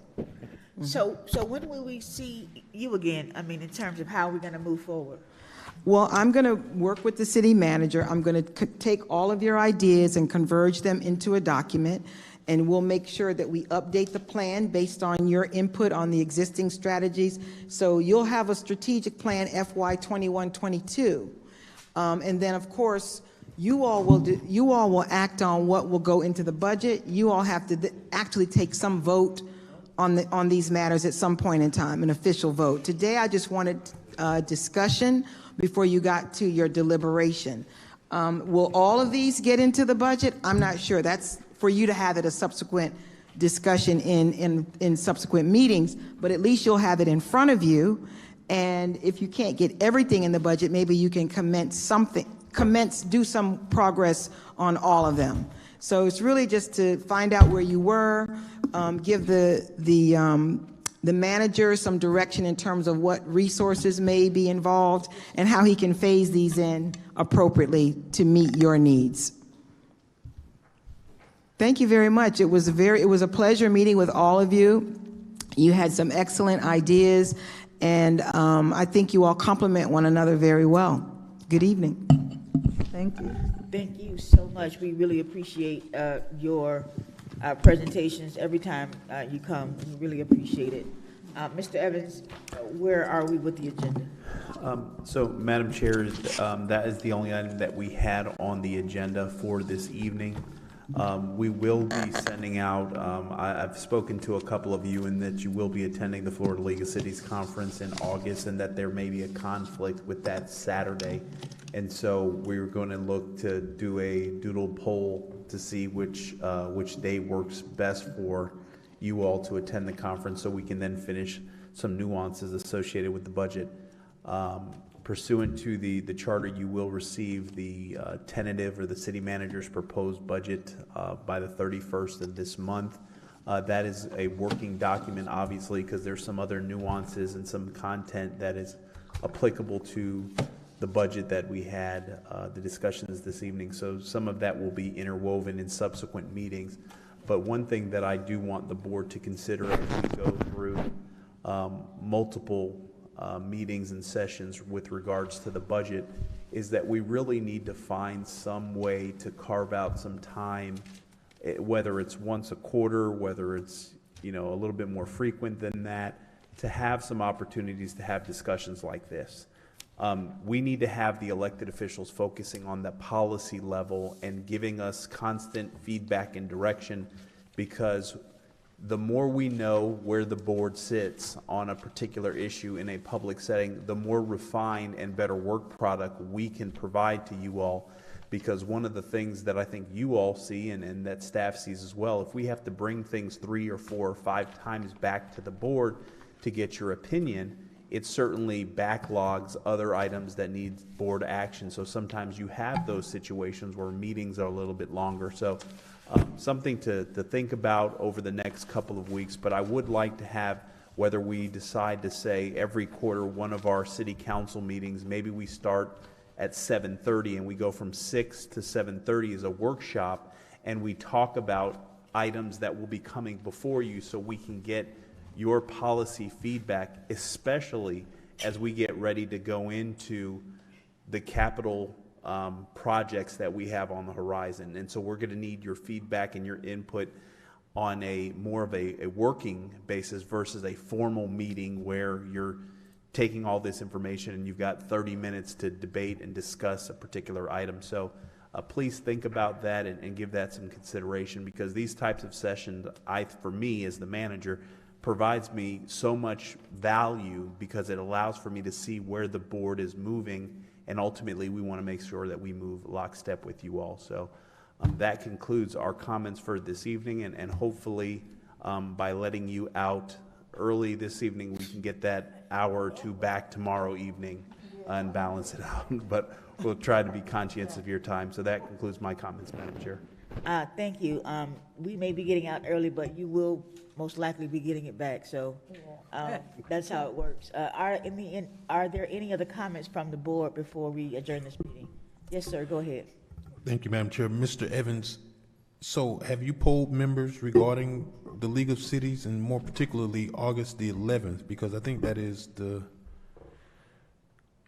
I set aside as a traveling day, so I don't know. I've talked to a couple of the elected officials, and the day that we have set for the workshop is Saturday the 14th, and I believe those may be the closing sessions on that particular week for FLC. So we're going to send out a doodle poll where the board can tell us their availability, and then we'll, see what the poll sends us, and then from there we'll schedule the appropriate budget sessions. So my question is specifically about the Wednesday before. Since the conference starts on Thursday morning, are we anticipating on having a CRA meeting? No, we're not going to have a CRA. Okay. No, sir. All right, so we'll be good. All right, yes, good sir. enough. If there's no other questions, we are adjourned. I'm sorry. So I guess I can bring it up tomorrow, but I wanted to make sure that I pointed out. So Washington Elementary is opening up, and I did get an invitation, and I think I'll bring back the details tomorrow for, it's a week from Wednesday, and it's the teachers' welcome back, and I think that'll be the more formal, and don't quote me on this, that'll be the actual grand opening, since I don't think they would want to do it on the first day of school. But I guess I'm expecting the details back from the principal, and I'll be sharing it with you as soon as I get it. The new principal. I'm sorry?